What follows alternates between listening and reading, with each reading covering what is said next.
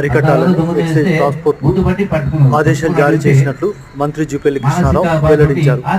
తన శాఖ కింద పనిచేసే సిబ్బంది అంతా కూడా ఈ పరిసర ప్రాంతాల్లో గంజాయిని మత్తు పదార్థాలను అరికట్టాలని కూడా ఆదేశించినట్లు మంత్రి జూపల్లి కృష్ణారావు వెల్లడించారు. మొత్తం తాలూకా అడిగిన ఎంతమంది ఉంటారా తాలూకా మొత్తం సుమారుగా 100 మంది ఉంటారు సార్. నాకు మొత్తం 4 మండలాల్లో సారా కాల్సేవాళ్ళు 400 మంది ఉంటారు. నాకు తెలిసి గతంలో ఒక్కొక్కరికి 2 లక్షల రూపాయలు చొప్పున నాకు కొంతమందికి వచ్చినాయి.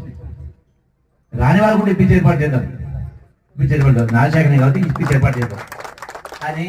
ఎందుకంటే సారా అయినా గంజా అయినా డ్రగ్స్ అయినా బంధు కావాలా వద్దా చెప్పండి. కూడా మీరు చేసుకొని చెప్పండి. మీ కుటుంబంలో అవుతున్నారు కదా, తాగి ఏమవుతున్నారు, రోగాలు వస్తుంది, పాడేది. దానికి ఏమైతే ఉన్నారు, దావకాలు పోయి లక్షలు ఖర్చు పెట్టారు. ఈయన సాక్ష్యం, ఆయన సాక్ష్యం ఉన్న అందరూ సాక్ష్యమే. 5 లక్షలు 10 లక్షలు 20 లక్షలు మనైతే ఓ దాకా 40 లక్షలు బిల్లు ఇచ్చింది. అది ఎందుకు పోతారా, పోదు ప్రైవేట్ దావకాలు పోదు గవర్నమెంట్ దావకాలు అంటే అక్కడ మంచిగా అద్దాలు నగీషులు మేడలు ఏసీలు కనపడతాయి. ఆ దాంట్లో పనిచేసే వాళ్ళు ఎంబీబీఎస్ పాస్ అయిన వాళ్ళే, దీనిలో పనిచేసే వాళ్ళు ఎంబీబీఎస్ పాస్ అయిన వాళ్ళే, ఎంఎస్ పాస్ అయిన వాళ్ళే. ఇక దానికంటే గవర్నమెంట్ ఇంకా పేషెంట్ ఎక్కువ అనుభవం ఎక్కువ వస్తుంది. అంత శుభ్రంగా నీటిగా ఉండకపోవచ్చు, కానీ ఆడ లక్షలు పోతాయి, ఈడ వేరు కూడా ఖర్చు కావు.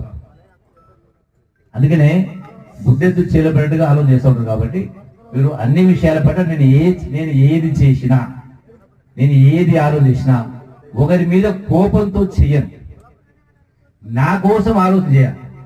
ప్రజాప్రతినిధిగా మీరందరూ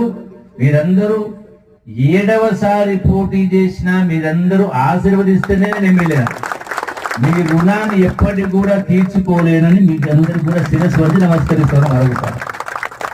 అన్నప్పుడు దేనికోసం నాకు ఓట్లు వేసిండ్రు, ప్రజల బాగోగులు చూడాలి. మీరు గడచిన 24 సంవత్సరాలు లెక్క చూడండి, ఎక్కడైనా ఏ విషయంలో నేను ప్రజల పక్షం వహించినా లేకపోతే అన్యాయ పక్క వహించినా, రోడ్డు వెడల్పు తీసుకున్నా, మైదానం కబ్జా చేస్తున్నా, అట్లాగే పీజీ కాలేజీ సంబంధించిన ఏ విషయమైనా కూడా ఎవరేమనుకున్నా పర్లేదు. ఇప్పుడు చెప్తున్నా కలెక్టర్ గారికి, తప్పు చేయడానికి, తప్పు చేయకుండా సంస్కరించాలి, సంస్కారం తీసుకురావాలి. సంస్కారహీనులు ఉంటారు, కానీ అట్ సేమ్ టైము తప్పు చేయడానికి కూడా భయపడే పరిస్థితి రావాలి. అడ్డగోలుగా కబ్జాలు చేసింది ప్రభుత్వ భూమిని, అన్యాయ అక్రమాలు చేసింది. మరి విడిపియాలా వద్దా?